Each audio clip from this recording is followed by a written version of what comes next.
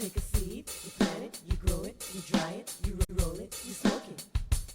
You take a seed, you plant it, you grow it, you dry it, you roll it, you smoke it, and it goes down smooth. Hey!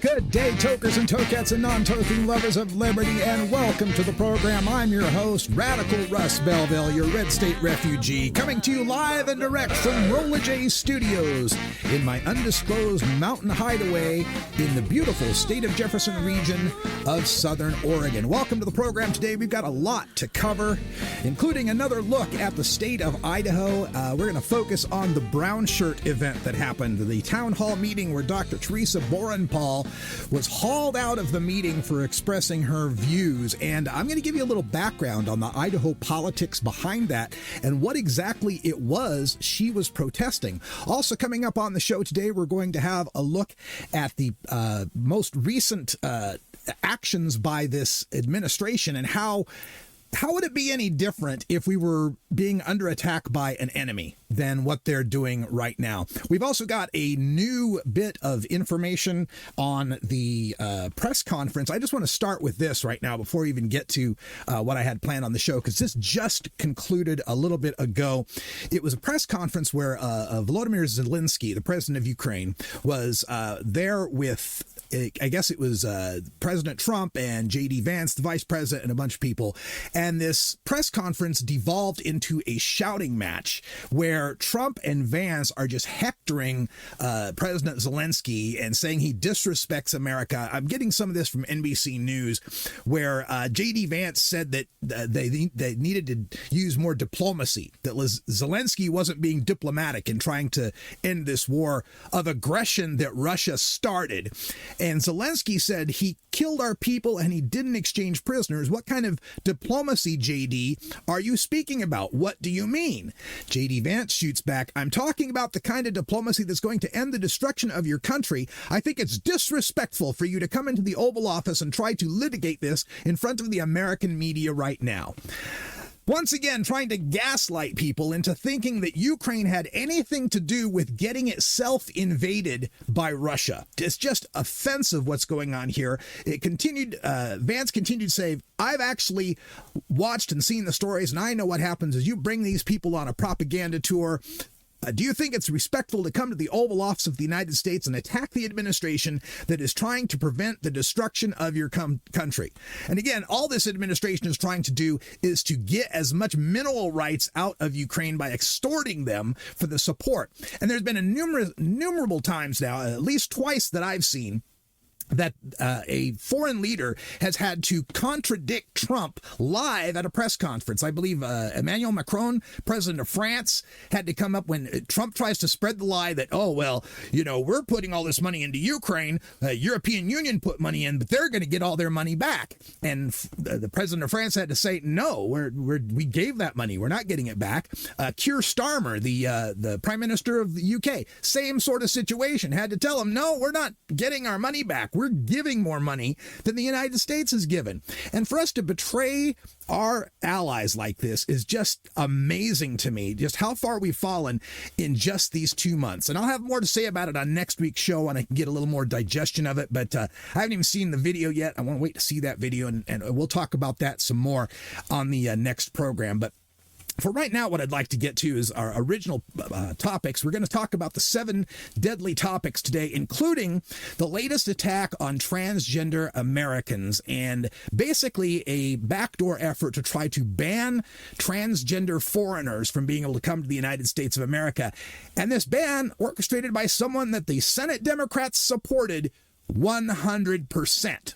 Also coming up, we've got a new advertisement from Fuque Pharmaceuticals. I want to thank Fuque for stepping up to help support the Radical Rush Show. We're also, like I said, take a look at that Dr. Theresa Borrenpohl protest up in North Idaho, where she was taken out by the unmarked security people. We got the updates on that, as well as her GoFundMe. And I'm going to break down what exactly it was she was protesting about that made them so mad they had to kick her out. We'll also get to my radical rant on how we are at war in the United States, and it's time the Democratic Party started to recognize that. But first, let me get to my opening thoughts on the economic blackout and the lack of Democratic leadership. So today, February 28th, was the call for the economic blackout, for people to not spend any money, not use their credit cards, don't get fast food, etc. For some of us, economic blackout is pretty simple because we don't spend money every day. Like, I'm just amazed when these kind of things come up. Do your best not to spend any money. Man, I'm doing my best to try to spend money. I'm poor. I know a lot of poor people out here are like, economic blackout? Yeah, I can handle that. No problem. And I've seen some calls on the net. I've been following Blue Sky, and you can follow me on Blue Sky at radicalruss.com. Some people on Blue Sky that are poo-pooing this effort to try to do an economic boycott. Oh, one day economic boycott won't mean anything. They don't check out their bottom line on a day-by-day basis. If you bought all your stuff the day before or the day after, it's really going to be a wash anyway. Talk about your Debbie Downers. Look, what other powers do we have? We don't have our courts anymore. They're not going to save us. Our politicians have shown they're not going to save us. What other options do we have? The way I see it, we've got our purchasing power. We've got our labor. We could go on a general strike, which I think would be a great idea. I think would be even more effective than an economic blackout. We've got our bodies. We could be marching in the streets and shutting down Congress or shutting down our state houses, I guess. And then the last option is our Second Amendment. And I don't want it to come to that. And so many people right now are starting to see that we're in a situation where, I mean, history has shown us that when you peacefully install a fascist, you can never peacefully uninstall a fascist. The first time we tried to peacefully uninstall this fascist, he led an insurrection at the Capitol to try to hang his vice president and kill the Speaker of the House. It's going to be worse next time. People need to start getting their heads around this reality. The old rules don't matter anymore. The old norms don't matter anymore. But we can't have this just be a chaotic free-for-all where one group is proposing an economic blackout, another one's proposing a general strike, this other one's doing this. We need leadership. We need someone to get behind, because I'll tell you one thing that this 2 months of Trump has shown all of us is that we don't need to bow down to the Lieber Fetterman Chinamentarian anymore. These excuses that we've gotten from Democratic leaders over the years, oh gosh, we can't raise the minimum wage. Why? The Senate parliamentarian said we can't. Oh gosh, we can't pass universal health care because Joe Lieberman doesn't want it, and so on and so on. What we've seen from Trump and these people is that when you have a party that's organized around a strong leader, you have a whole lot of power. There's a whole lot of things that you can accomplish with that power. And I saw this interview with Governor Tim Walz. It was on Molly Jong Fast Politics podcast.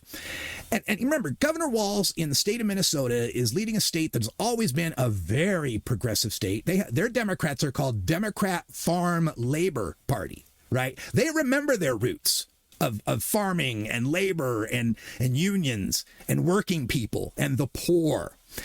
And so he was interviewed, Molly Jong Fast, and he had this to say. He said, quote, "When we get back, which we will, we'll fight. I'll tell you what people are going to expect is they're not going to expect us to tinker around the edge with the Affordable Care Act. They're going to expect universal health care. A saying I always said is you lead with good policy and good politics will follow." That's what people are looking for, a Democratic Party that's willing to swing for the fences, that's willing to go left, to remember that the purpose of government is to provide for the general welfare, to create a more perfect union, to be the power of the people against the power of business, against the power of monopoly, against the power of great concentrated wealth. We learned this lesson early in the last century, about 100 years ago, 190 years ago. We learned this lesson. Why is it taking so long for us to relearn it? Walz continued, quote, "If there's a lesson here, I always said this. We had a one-vote majority in Minnesota when we moved clean energy. We moved reproductive rights. We moved a whole slew of progressive, very popular, including things around guns and gun safety, very popular things. We moved it with a one-vote majority." Now, you remember my show from last week I showed you this little map that I made, this little chart of the terms of presidencies with the red arrows representing the Republican terms and the blue arrows representing the Democratic terms. And what you see from this map is 4 separate times where the Republicans were able to string together 3 or more consecutive terms. On the Democratic side, that happened once, and that was 1932 to 1952, the 5 consecutive terms of Franklin Delano Roosevelt through Harry Truman. Now, how did Franklin Delano Roosevelt manage to put together 5 consecutive terms, be able to pass that on to Harry Truman as vice president? Because he was unapologetically for the people. We had just gotten through, or just heading into, the devastating Great Depression. We had just learned the lesson that the robber barons and the monopolies would have no problem bankrupting this country and sending its people into soup kitchens, into Hoovervilles, into abject poverty, because money don't care. President Roosevelt ran on a second Bill of Rights for every American, saying that every American has the right to a job, that every American has the right to an adequate wage and a decent living. And when he said decent living, he didn't mean subsistence living, just barely scraping by. He meant if you worked 40 hours a week, you should have a decent living. You should have fun. You should have vacations. You should have good stuff. That we should all have a decent home. That being housed in America should be a right. I am so embarrassed for our country every time I drive through town and see the tents in the parks of our neighbors without housing, whose government doesn't give a damn about them. Why? That could be any one of us. Every one of you listening to me is 3 months closer to homelessness than you are to being a billionaire. It can happen to anyone. Anyone. Medical care. We all deserve medical care. And not this, oh, how can we take Mitt Romney's plan and keep the insurance companies in business while getting some health care to a few more people? No. It seems like 32 out of 33 of the economically developed countries in this world have figured out universal health care. I've never understood why these MAGA people, Make America Great people, think dying in America because you can't afford health care makes us great. And again, if there's anything that levels all of us out, it's the fact that any one of us could have a health issue. Franklin Roosevelt ran on economic protection during sickness, accident, old age, or unemployment, the social safety net that is currently being dismantled by this Doge, unelected Elon Musk garbage. And the second Bill of Rights also included the right to a good education, that we should all be able to get a good education. That shouldn't be something that is reserved for just the rich people to be able to afford. And I'll tell you, we could have all these things except for one glaring problem in America: racism. I know a lot of people think, I'll say this every time, that they'll bring up, I'll see people bring up these lists of countries based on rankings of who's the happiest, or who's got the best health care, or, best maternal leave, whatever, highest life expectancy. Name a statistic for which it's good for people. And they'll show, oh, well, look at all these Scandinavian countries, and Norway and Denmark and I guess, is Denmark Scandinavian? No, but Norway and Sweden and so forth. But these European countries that are always at the top of the list. And I remind them, we'd be at the top of the list too if it weren't for racism. If our countries were all white, homogenous countries like those were, we'd have those things too. And people get shocked when I say that, oh, Russ, you see racism and everything. Hey, just look at our history. Look at how the University of California had basically free in-state tuition, or really low-cost in-state tuition. Anyone who lived in the state could go to school there. And that was pretty much the same in a lot of other states, too. Free in-state tuition, because we want to invest in our people and make better citizens. Until Brown versus Board of Education happened, and they said, oh, yeah, you got to let black people have those, too. Suddenly, all that tuition started going way up, didn't it? We saw it with public pools, when white people would fill the pools in with cement rather than share them with black people. That's what it all comes down to, folks. The end of welfare as we know it, that started with Ronald Reagan, was perpetuated on the myth of the black welfare queen. Every bit of our social safety net has either been compromised or torn down based on the idea that those people don't deserve it. Those people are committing fraud. Those people are making things terrible. So we need to get around this racism if we ever want to start this second Bill of Rights. And it's time for Democrats to rally behind a leader who sees this necessity, who understands that we are craving someone to stand up for us, the people who aren't the donors, who aren't the corporations. And with that, I'd like to just mention that this lady here, Representative Alexandria Ocasio-Cortez, is now 35 years old. She is constitutionally eligible to run for president, and I don't think she could start that campaign too soon. I know she's in the House and she still has to run for re-election in 2026, but what are we waiting for? Are we even going to have elections by then? Let's get going now. And I would encourage her to start now and start building that support. And I've heard the complaints to, she's too young and the right has made her a target. They've already made her a target. They've made her the squad in the face of the progressives and the defund the police or whatever buzzword that Fox News has got them scared about right now. So what? I am really tired of Democrats trying to plan everything based on what Republicans might do. Look, Republicans are going to be jerks. They're going to attack whoever you put forth.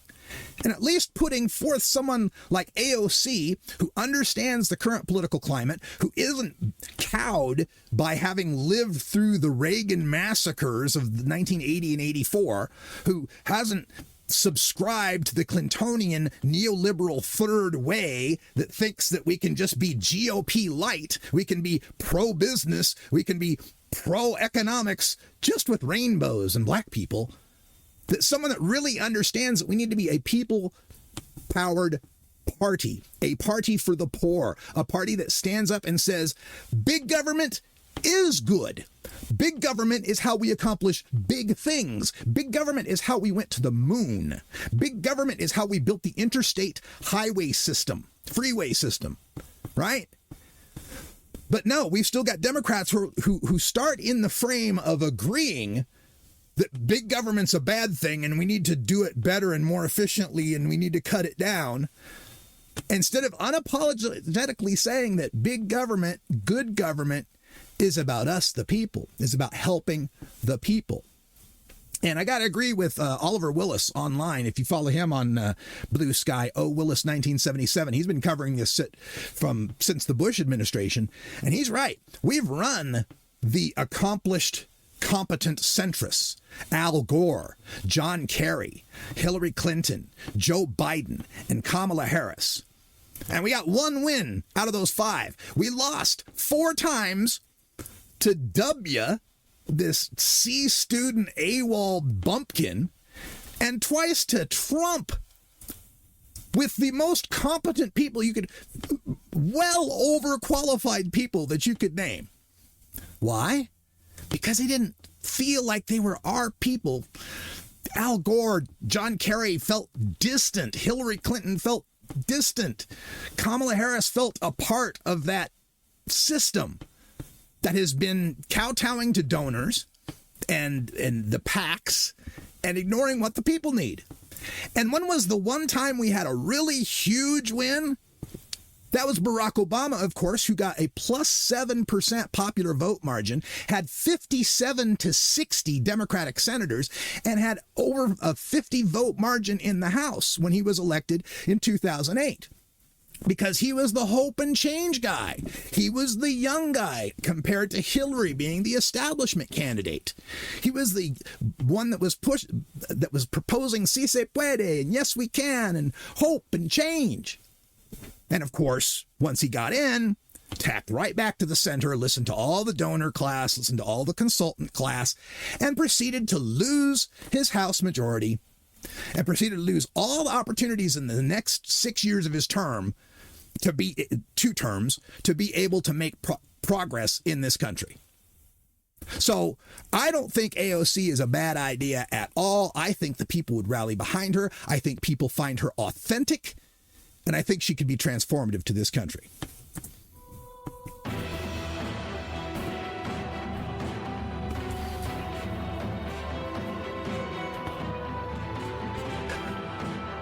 All right, as you know, I'm a man of many eclectic and varied tastes, but really it just breaks down to 7 things that I'm interested in: sex, drugs, rock and roll, politics, religion, sports, and science.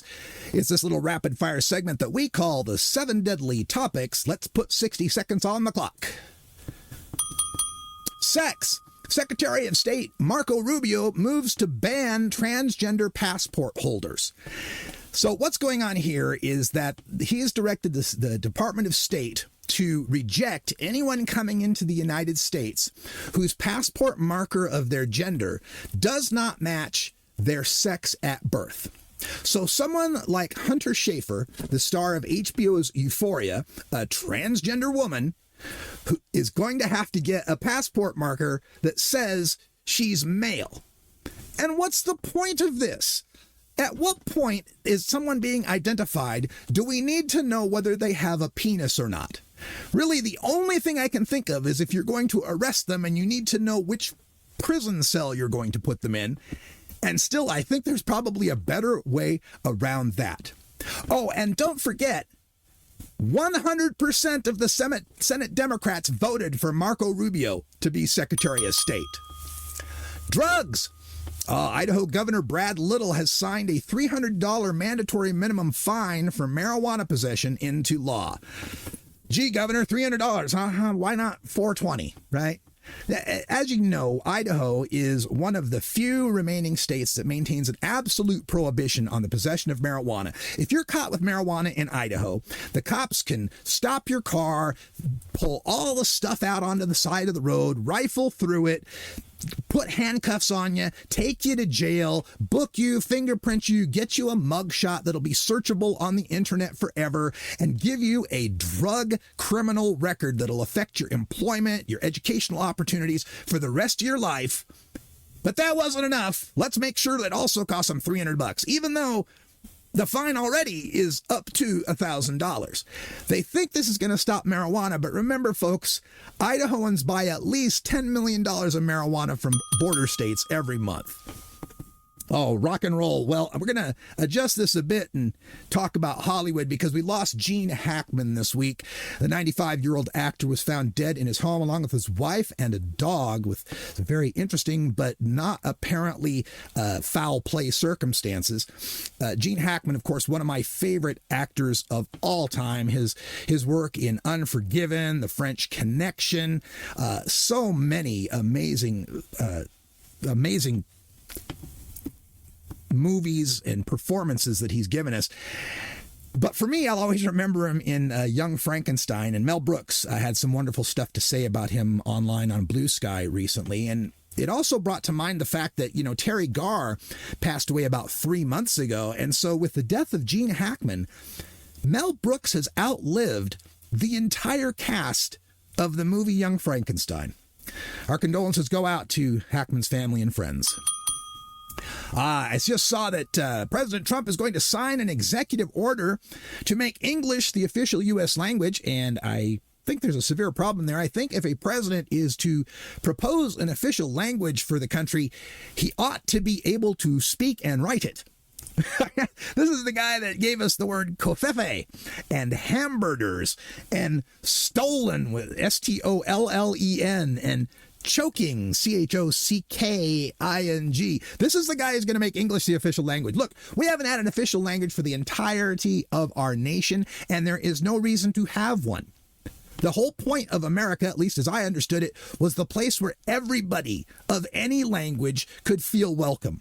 Trying to set English as the official language is just another step in this white Christian nationalism to specify that some of us are more equal than others, and some of us are more American than others. And as far as I'm concerned, it's a First Amendment problem to make English the first official language. Oh, and talk about some weirdness coming on the religion side of things. Did you see that AI Trump Gaza video that came out? Oh my God, what a the whole video was basically starting off with the destruction of Gaza, the rubble, and then showed how it could be gentrified and turned into this beautiful waterfront paradise with Elon Musk eating whatever that is and children flying golden Trump balloons. My favorite part, of course, was the bearded hula dancers. You know, the people putting this were just putting prompts into whatever AI video engine, and they said Muslim hula dancers, and of course they got guys with beards. So not even very good production value, but it's just so offensive that we would go in and destroy this country and cooperate with Bibi Netanyahu in this genocidal ethnic cleansing so Donald Trump and Jared Kushner can have some waterfront properties sell off and make money on. It's just sick. In sports, former Vikings punter Chris Kluwe has been fired as a 9th grade football coach. You remember from last week, Chris Kluwe, the former punter for the Vikings, spoke out at the Huntington Beach City Council meeting protesting MAGA as a Nazi movement and then using civil disobedience to sit himself down and get himself arrested. Well, the school, the high school, or maybe it's a middle school, I'm not sure, the school that he was coaching, he was a special coach for special teams there, has fired him because he's bringing too much attention to the school. Yeah, good luck finding another former NFL player who's going to coach freshman football. This just goes to show again how our First Amendment rights are being very circumspect at this point, being kept from us, and this cancel culture that the right supposedly has against the left is once again their case of projection. They're the ones that cancel. Oh, and in science, we had our first measles death in the United States since 2015.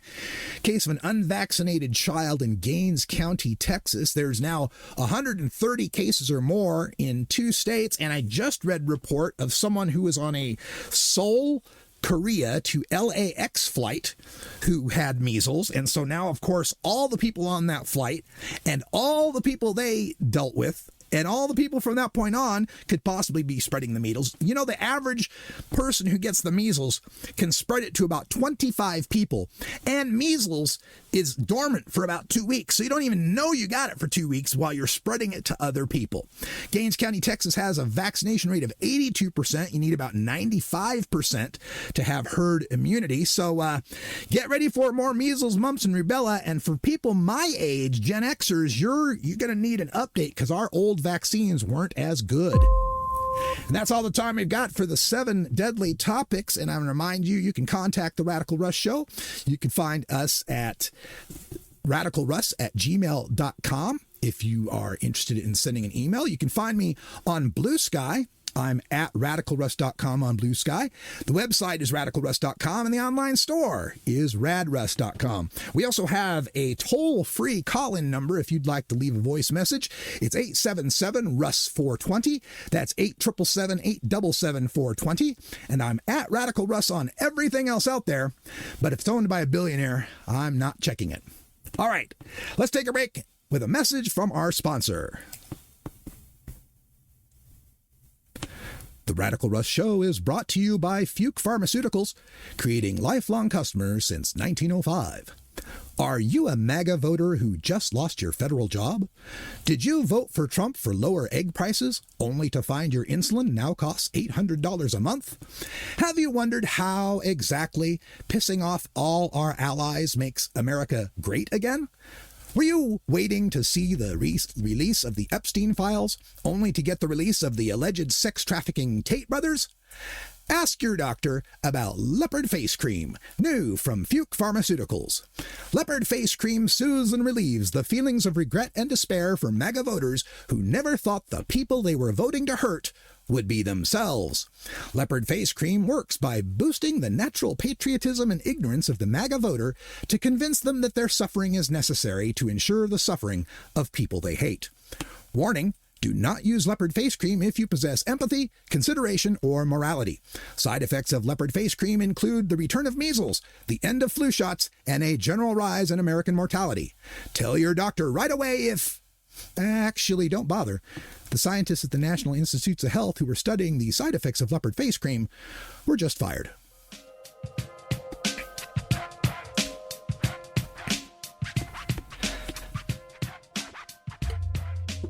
Well, thank you, Fuque Pharmaceuticals, makers of Republican Empathy and Leopard Face Cream.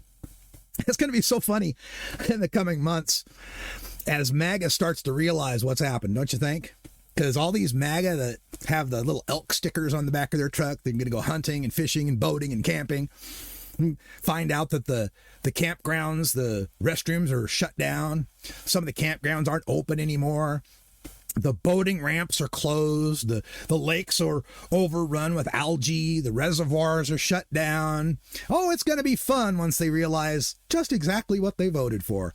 Oh, and when Medicaid and stops paying for the assisted housing and grandma and grandpa have to move into the McMansion, that'll be fun. And when the kids are back at home to be homeschooled because of the latest measles outbreak or flu outbreak or RSV outbreak or the bird flu outbreak or whatever the hell next is coming, oh boy, it's going to be fun when MAGA finds all that stuff out. And I guess what's going to be interesting is, what is it going to take for us to welcome them into a coalition to end fascism? I know there's going to be a lot of people feeling like, leopards ate your face, boo-hoo, sorry for you. But we're going to need to band together, and we're going to have to find a way to be able to accept them into the coalition. I don't know. I think it's going to require some apologies, though, if you ask me.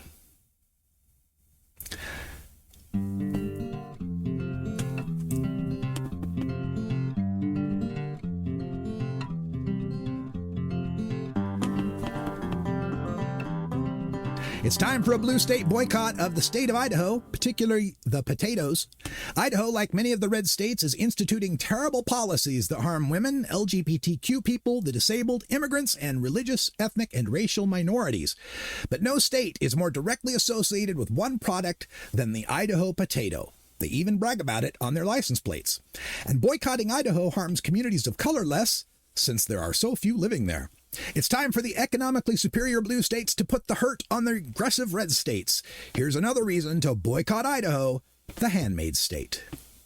So the big story coming out of Idaho this last week was the case of Theresa Borrenpohl, Theresa Borrenpohl. The Kootenai County Republicans up in North Idaho were having a town hall meeting. And Kootenai County is in the North Idaho, like the Panhandle region. Coeur d'Alene, Idaho is its biggest city. And this town hall was overflowing, tons of people there. And people were upset. People were shouting out their upset and their disagreements with the Republicans, one of whom was Dr. Theresa Borrenpohl. And one of the things she shouted out was, is this a town hall or a lecture? And the next thing she knew, she had 3 unidentified men pulling her out of the audience while the Kootenai County Sheriff was there telling her that she needed to leave, wearing stuff that identified him as a sheriff, but would not identify whether or not these men were deputies of his, whether they were security people. Well, it turns out they were security people from a company called Lear Security, and they were in violation of Coeur d'Alene City Code that says anybody that's a security person, hired security at a place, has to have the word security on the front of their shirt in letters no less than 1 inch high, according to the law. No less than 1 inch high. And these guys, if you're watching the video, you can see the picture of them, just look like dudes. Other than having maybe an earpiece in their ear, they just look like regular people. And there was a lot of concern about this. This story went international. And there's a lot of updates to give you on this. First of all, that Dr. Theresa Borrenpohl has a GoFundMe that originally had the goal of raising $30,000. It's raised over 10 times that now. It's over $323,000 last I checked. You can find it at bit.ly/Idaho1A. Like Idaho First Amendment, Idaho 1A. That's all lowercase, bit.ly/Idaho 1A, if you'd like to donate to her GoFundMe to raise money for legal defense. And of course, people are pointing out that this is, the actions of Brownshirts. Chris Cluey called this out. This is the beginning of fascism. There were also people that were calling out other attendees for merely filming this. Now, I get it. I get people saying, hey, why didn't anyone stand up and help her? Boy, if I was there, I would have jumped right in. And I agree to an extent. You do have to understand the set and setting. We are talking about North Idaho, where a person like me or you with progressive viewpoints is way outnumbered. Okay, way outnumbered. And these people can get violent up in North Idaho. So I understand the urge to want to protect, and we all have to make that decision how we would react in the same circumstance. Would we stand up and protect? I should hope that more people would, now that this has happened, now that they've seen, hey, wait a minute, this is BS. This is fascism. This is Nazism. But I do want to get into what the substance of her protest was, because a lot of people may not know this background. And it's the fact that Idaho hates democracy.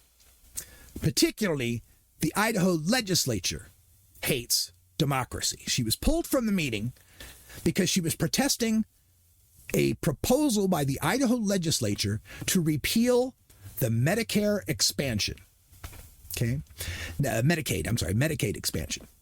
As you know, Medicaid was expanded through the Obama administration, and the states were given the choice of taking a whole bunch of free money from the feds to help their own state healthcare system, to be able to provide more free healthcare to poor people. Well, we can't have that, said the Idaho legislature. And they refused to expand Medicaid. The Idaho legislature, with its supermajority Republican legislature, steadfastly refused to take this free money from the federal government to help sick people, poor sick people. Well, when 2018 came around, there was a group called Reclaim Idaho that put together a citizens' initiative for Medicaid expansion. They would take it directly, and Idaho is one of the 24 states that has the direct initiative power where the people can write laws. You can put together an initiative and get the signatures to put it on the ballot, and if it passes at the ballot box with a simple majority, that's the new law. And I wanted to bring this up because I've got a lot of experience when it comes to the Idaho initiative system.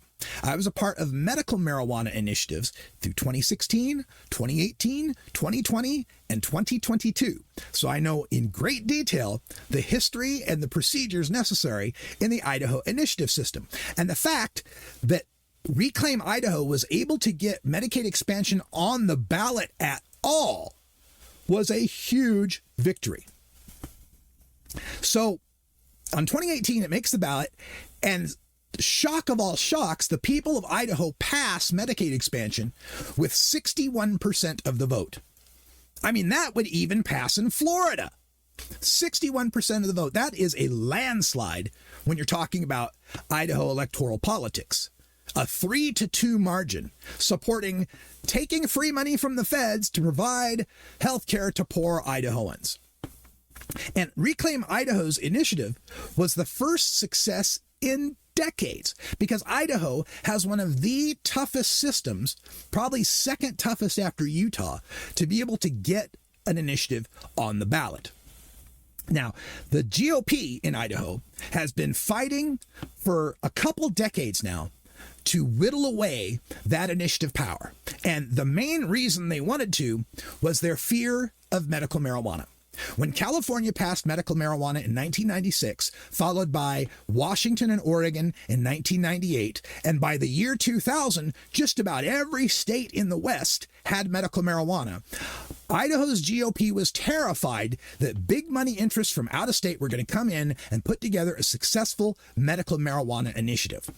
So they made sure to try to put as many roadblocks in the way as possible. Now, to start off, the initiative process already is pretty difficult without them trying to put roadblocks in front of it. To get something on the ballot in the state of Idaho requires that you collect enough signatures equal to 6% of the total number of registered voters from the last gubernatorial election. So It's a target that changes every year. The last year I was trying to get an initiative on the ballot, it was 55,057 signatures you need. Now it's something like 70,000 because they've had an influx of population and more people have been voting. But 6% statewide is what was the original need for getting something on the ballot. But early on in Idaho's initiative history, they found out that, and this is like back in the 1900s, early 1900s, that getting 6% of the voters, getting, 50,000 voters, well, heck, you could just set up in Boise and collect all 50,000 signatures you needed and not have to go anywhere else in the state. So they added a geographic requirement to the initiative process. And the first geographic requirement that they initially did was to make it so that not only do you have to get 6% statewide, you've also got to get 6% in 22 out of Idaho's 44 counties. And they always, you've heard this has happened in other states as well. They try to say, well, we don't want all the big city people making the decisions. You need to go out to the country and ask the country folks too. So they figure if you can get half the counties on board, then you've gotten most of the state on board. The problem with that, and it was brought up in 2001 in a lawsuit called the Idaho Coalition for Bears versus Theresa, who was the Secretary of State at the time. And the Coalition for Bears were for the outdoor, wilderness bears. We're not talking about hairy gay guys. So the Idaho Coalition of Bears sued over this, because they said, look, if you make it 22 out of 44 counties, 6% from each of them, then everybody's vote counts different, doesn't it? Everybody's signature counts different. Because if I need to get 6% out of a county with 1,000 people, well, I only need to get 60 signatures. If I need to get 6% out of a county with 100,000 people, well, now I got to get 6,000 signatures. So the signature in Little County is 100 times more worthwhile to me as a signature gatherer than a signature from big city. So the county thing actually flipped the script. It made it so instead of getting all the signatures from one big city like Boise, you could go to every little tiny county and get the signatures much faster. So it didn't really do what they wanted it to do in the first place. It just flipped the script. It made rural votes worth more than urban votes. Well, the Coalition for Bears sued, and they said, that's not right. That violates 14th Amendment, one man, one vote. And the Supreme Court agreed. Idaho Supreme Court said, yeah, you can't do that by county because all the counties are different sizes. It makes all your 6% different.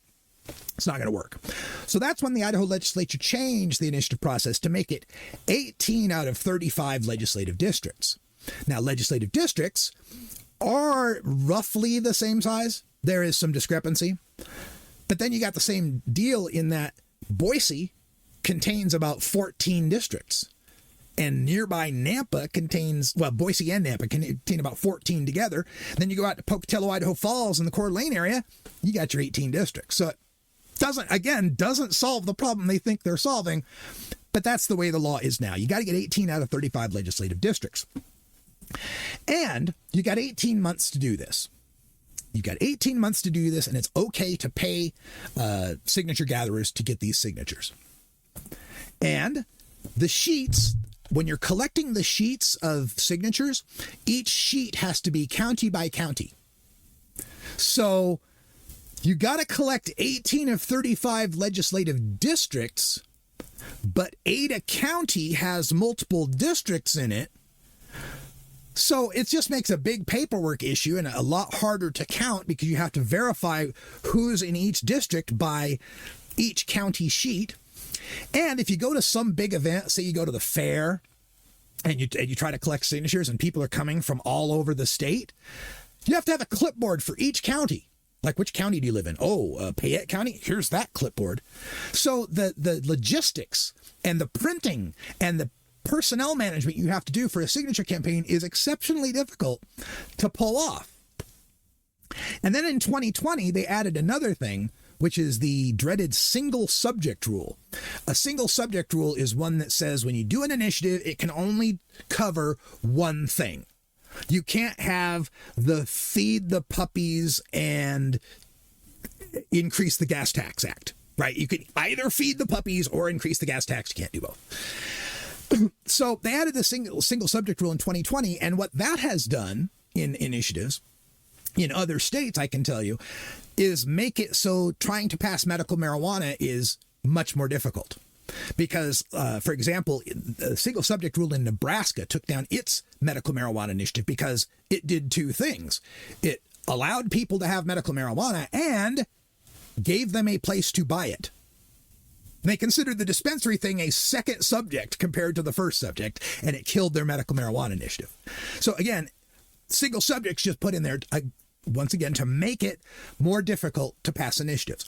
But even with all of this, Reclaim Idaho managed to get on the ballot, managed to expand Medicaid back in 2018, and has been doing so since then. So for the past 7 years, Idahoans have had expanded Medicaid, including me. I went back and lived in Idaho for that 1 year that I was doing the medical marijuana initiative. Just so happened that's when I needed to get a total knee replacement. So thanks to Reclaim Idaho and the 61% of the citizens of Idaho who voted for that, who passed that initiative, I have a total knee replacement that didn't cost me a dime. So I know this works. But even with that, and especially after Reclaim Idaho passed an initiative, that really terrified them, because they recognized not only are the roadblocks not high enough, are the hurdles not high enough to clear to stop them from getting something on the ballot, but if they do, the people of Idaho are far more progressive than the legislators. Now, that's a relative thing. They're not anywhere near progressive compared to the West Coast, but work with me on this, right? So since then, since about the mid 2000s, and especially after 2018, the Idaho legislature has been on a crusade to kill the initiative system. One of the things they've done is tried to increase the threshold from 6% to 10%. They've tried to increase the number of districts from 18 out of 35 to 24 out of 35, or even 35 out of 35. They actually went with a bill 1 year to make it, you have to get 6% in every single district. And this went to the Supreme Court. The Idaho Supreme Court said that violated the whole, the purpose of the initiative power, because what it did is it would give one district veto power. Like all 34 districts could all say, yes, we want this initiative. And one district, if you didn't get enough signatures there, it wouldn't hit the ballot. So the Idaho Supreme Court declared that unconstitutional. And guess what? That same bill with the same language is working its way through the Idaho legislature again. I guess they figure, well, now Trump's in, maybe it's different. They also tried to shorten the circulation time from 18 months to 6 months, give you just 6 months to collect all those signatures. And the one that I found the most amazing, when I was trying to collect signatures for a medical marijuana initiative, I realized, hey, you know where I could find a whole lot of Idahoans who are supportive of marijuana? At the dispensaries right across the border in Ontario, where Idahoans come every day to buy their marijuana. So I set up a booth there at one of the dispensaries and collected signatures from people from all over Idaho. I had people that would come from Pocatello, driving 5 hours one way to buy legal weed at these shops, who would sign my petitions. And it makes you wonder, right? Like, are there no weed dealers in Pocatello?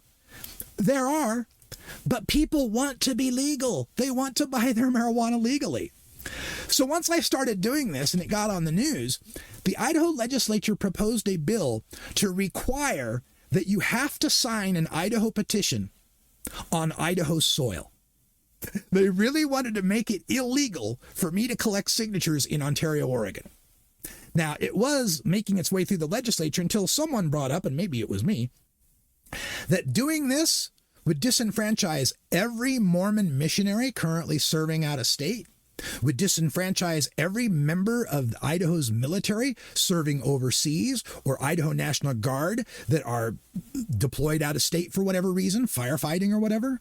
It would take away the signature rights of every Idaho businessman who's doing business out of town at the time that initiative comes up for signature. So that bill died, luckily, but it goes to show how far they'll go to try to stop democracy. In 2021, because when the COVID thing came up, the medical marijuana initiative that I was a part of got the most signatures of any attempt to put medical marijuana on the ballot. We were at 44,000 signatures, needing 55,000 when COVID hit in April of 2020. And then we went to the government and said, hey, look, you've got electronic signature power for all sorts of legal documents in this state, for car loans and liens and property deeds and all this other things that you can electronically sign things that the state of Idaho recognizes. Given that we have a pandemic going on, could we collect signatures electronically? And the legislature said no, or the Attorney General, I think it was, Secretary of State, whoever it was, said no because that wasn't in the law. But just to make sure, the very next year, they passed a law explicitly banning electronic signatures from their initiative petitions.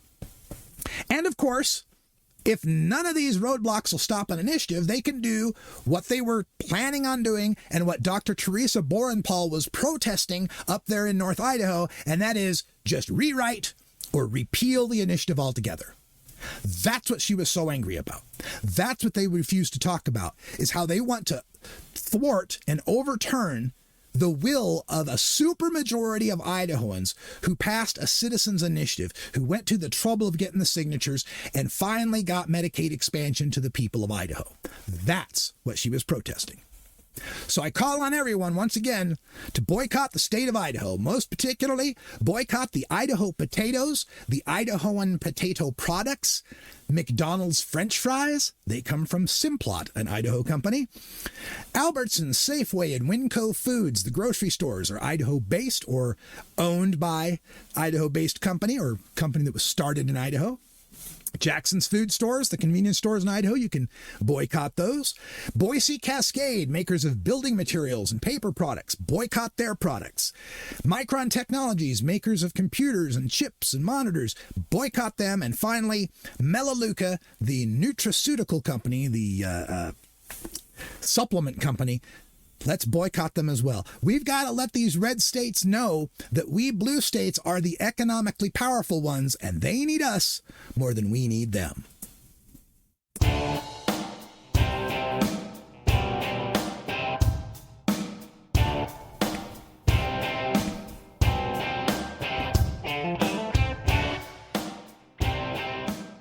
All right, time for the Radical Rant, and I implore the Democratic Party to please get on war footing. We are at war. Ask yourself, if there were another country that found a way to do a cyber attack to take out all of our infectious disease efforts, if there were a cyber attack that was to take down all our Social Security system, wouldn't we consider that an act of war by that country? Well, the call is coming from inside the house, people. The war is happening, and it's happening from our own administration. Democrats continue at the highest leadership levels to act as if this is just business as usual. It's just another day in the Beltway. We'll have another debate. We'll post another bill. We'll have another protest. No, we are at war with Elon Musk, with Doge, with MAGA, with this white Christian nationalist fascist movement. And it's time to start acting like it. But time and again, Democrats refuse to act like this is a war. And the latest example of this is in the case of Lori Chavez DeRemer. Lori Chavez DeRemer was the former congressperson for Oregon's 5th District. And she's a Republican. She lost her election in 2022, 2024. She lost her most recent election to Janelle Bynum, a Democrat who has flipped the seat. Okay. So Chavez DeRemer, the former Republican representative, is currently Trump's nominee for Secretary of Labor. And the Senate has this committee that looks at her qualifications, decides whether or not she should be passed on to the full Senate for a confirmation vote. Now, this committee is 12 to 11 Republican. So, as usual, if all 12 Republicans vote for her and all 11 Democrats vote against her, well, she's going to go on to the full Senate and probably become the Secretary of Labor. But in the committee, she had lost 2 Republican votes. So Chavez DeRemer, the Republican nominee for Secretary of Labor, had all the Democrats voted against her, would not have made it out of committee. Guess what happened? 3 Democrats voted for her. And I know one of them was Hickenlooper from Colorado. What the hell, Democrats? Why are you helping MAGA in any way possible? What, are you thinking that someone in Colorado is going to go, oh, you didn't vote for the Republican Labor nominee, I'm going to vote against you, Hickenlooper? Who are these votes for? As I have said before, anybody who would accept a nomination from a 34-time felon, adjudicated rapist, convicted fraud, twice impeached Nazi insurrectionist who cheats on his wives and lusts after his daughter and kisses Putin's ass, anybody who'd accept a nomination from that person is by definition disqualified. What are you thinking? Like, oh, well, I'm sure if Trump picked her, she must be okay.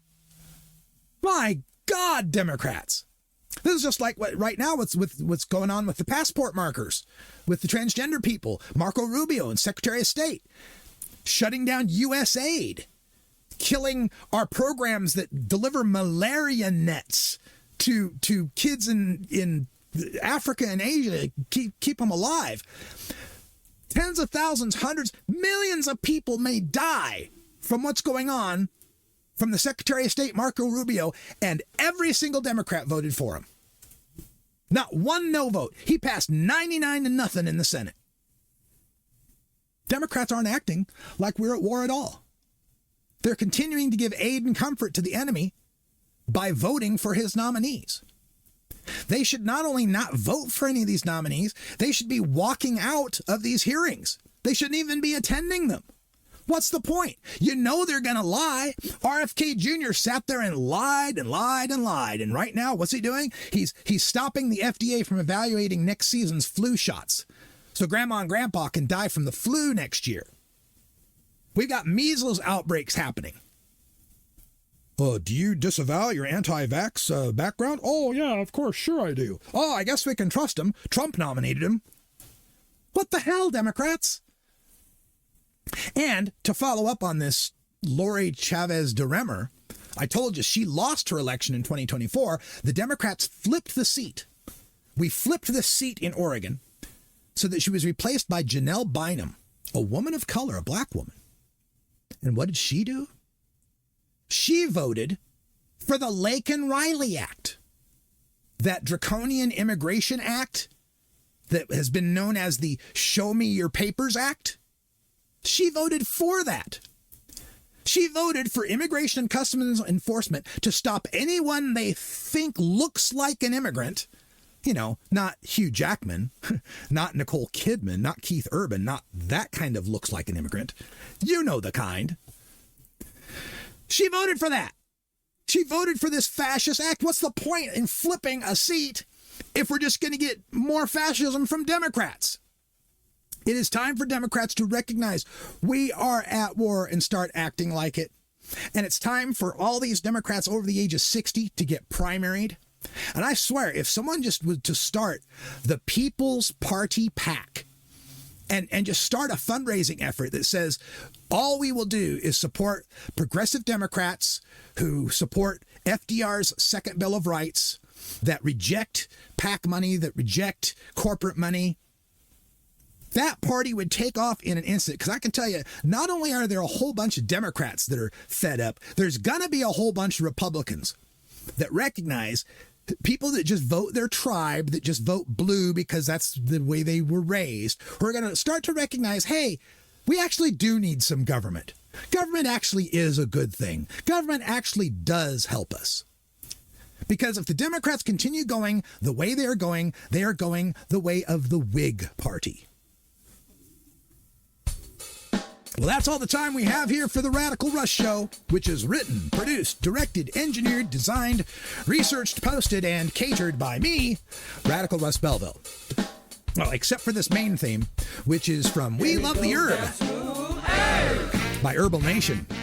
And I got some other clips I posted according to fair use. Send your comments, kudos, and complaints by email to radicalruss@gmail.com, at my Radical Russ YouTube channel, or at Radical Russ on Blue Sky. If you'd like to help me with the bills, you can send me money via Venmo at Radical Russ, Cash App, $RadRuss, and there's a PayPal donation button at my website at radicalruss.com. Subscribe to The Radical Russ Show wherever you get your podcasts. Thanks for listening, and until next time, take care of each other, citizens.